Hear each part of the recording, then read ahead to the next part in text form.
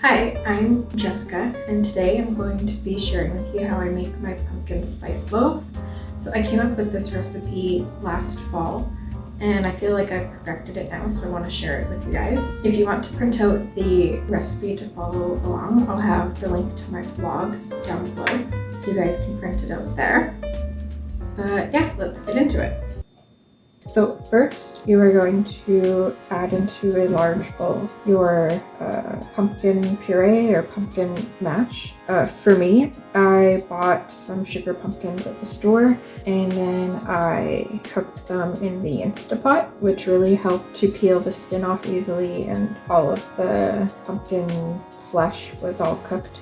But you can also roast it in the oven. I find that you get a bit more of like a deep pumpkin flavor if you roast it in the oven. But for convenience, the Instapot is very easy. I actually have a short up on my channel to show you how I do the pumpkin in the Instapot. But anyways, you add in your pumpkin. I have about 1 1/4 cups there. And then you are going to add in 1/3 cup of melted butter. And you're just going to mix that together.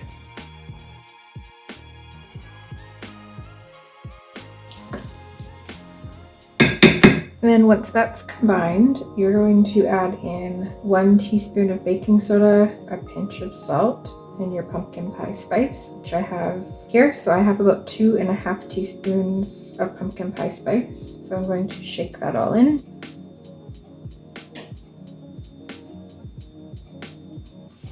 And I'm going to mix that in. Oh, that smells so good. Alright, and then once that's all combined, you're going to stir in the sugar, egg, and vanilla. So here I have 3/4 cup of sugar. I did half in just regular white granulated sugar and then the other half in packed brown sugar. I just like the flavor and the texture it gives the loaf more when you do half and half. If you want it a bit sweeter, you could do a whole cup of sugar. I like doing 3/4 cup of sugar, and plus the brown sugar makes it a little sweeter too. So I'm just going to add that into the bowl. And then here I have 1 large egg beaten, so I'm going to dump that in too. And 1 teaspoon of vanilla. So I'm going to mix that all together now.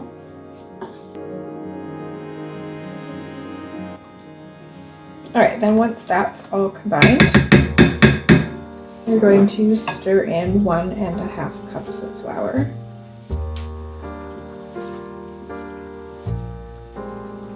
You want to be careful not to overmix it. Go easy on it. Make sure you really scrape the bottom so you get that incorporated. Alright, so I think that's all combined nicely. Your batter should be kind of thick, but not too thick. So now I've grabbed my 2 prepared loaf pans. So what I did was I rubbed butter inside and then just took like a tablespoon of flour and split it between the 2 pans, and then you just bang them around to just like get a nice coating, and that prevents the loaves from sticking in the pans. So after, when they're all baked, you can just flip them upside down, give them a little pat. They should just fall right out. I got my pans here. You can also just do like a regular like 9x13 pan or whatever. I find it's a little easier to get more of an even bake on the smaller ones. Okay, I'm just going to split the batter between the 2 pans here. And that's it. So I'm going to pop these in the oven at 350 degrees. They should take about 20 to 25 minutes in the oven versus 50 to 60 for a full size. So yeah, so I'll pop these in and then I'll show you guys the final result. Alright, so I just pulled the loaves out of the oven. They took about half an hour. You can tell when they're done because they pull away from the sides a little, and a toothpick will come out not clean, but not wet. You know, there's be like tiny little moist crumbs that stick to it. So I don't know if you can see there, but like it's kind of pulled away from the sides. It's a little brown. So they should just, there we go. wish you guys could smell it in here. It's just, it smells like fall, you know, it's all pumpkin spice filled and it's just yummy. So yeah, that's how I make my pumpkin spice loaves. It's the perfect fall treat. It's so cozy. It's perfect to have with like a cup of coffee or tea in the morning. So yeah, if you guys liked this video, please give it a thumbs up. And don't forget to subscribe. I post videos every Sunday. But yeah, if you're wondering why the Instapot's out, it's because I'm filming a video for how I cook my pumpkins in the Instapot. So if you're interested, check that out. If it's not up already, it'll be coming soon. But yeah, that's it for today. I will see you guys next week. Bye.